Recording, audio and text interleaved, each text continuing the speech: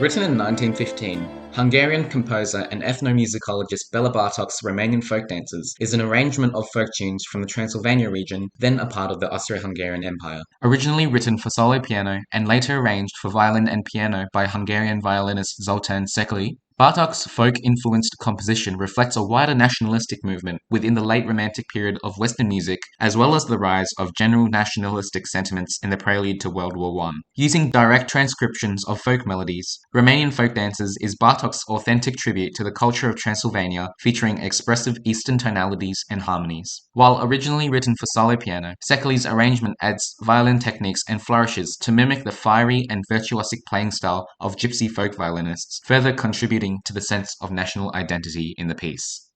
Jocul cu Bata is the first movement within the piece and originates from the village of Mezosavad. This movement is based around the key of A minor, with the melody shifting between the Dorian and natural minor modes. In the binary form AABB, this movement is based off a traditional men's dance where participants pass batons while marching around, reflected in the steady tempo and march-like meter. This dark march-like character is established by the rich tone color of the piano accompaniment from bar 1. A melody that is just as rich in timbre enters on the violin, played in a loosely syncopated rhythm, creating suspense over the chords below. The A Dorian scale in bar 6 gives a brief illusion of a major key before descending again into the brooding minor tonality. Furthermore, in bar 9 to 10, the melody in the violin falls in contrary motion to the rising thirds in the accompaniment, before both instruments land sforzando on A major chords. This sudden pivot to a bright major tonality also occurs at the end of each phrase, creating resolve and an overall sense of triumph.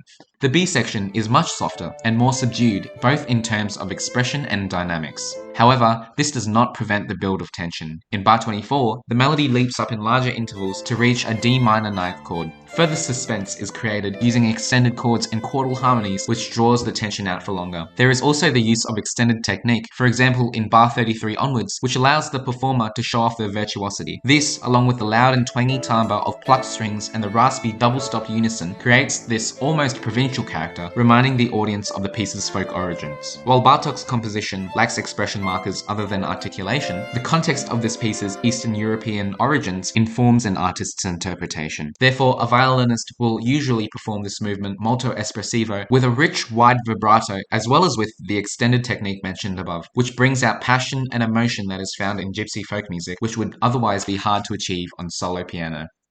Buciomiana is the fourth movement in the piece. The use of the Phrygian dominant scale around the key centers C and A suggests significant influence from the folk music of Romani gypsies, who widely use the augmented second interval within their scales. This movement is in the binary form ABAB with a moderato waltz meter. The piano accompaniment, despite being sparse and syncopated, still emphasizes each beat, as after all this movement is also a dance. However, the ringing timbre of the piano is juxtaposed against the violin melody in bar 3, which enters molto espressivo, and with a volatile melodic contour as well. This all works in tandem with a quite irregular chord progression based off the Phrygian dominant scale in the piano, creating a suspense that establishes a tender yet melancholic gracefulness. In the B section, while the expressive violin has a descending melodic contour that creates a wilting character, it is ultimately overpowered by the rising hope and tension of the syncopated rising voices within the piano accompaniment. However, when this musical idea is repeated in bar 15, this hope evaporates as the piano returns to its previous sparse ringing tone, albeit on a highly unstable D-flat 7 chord. Here,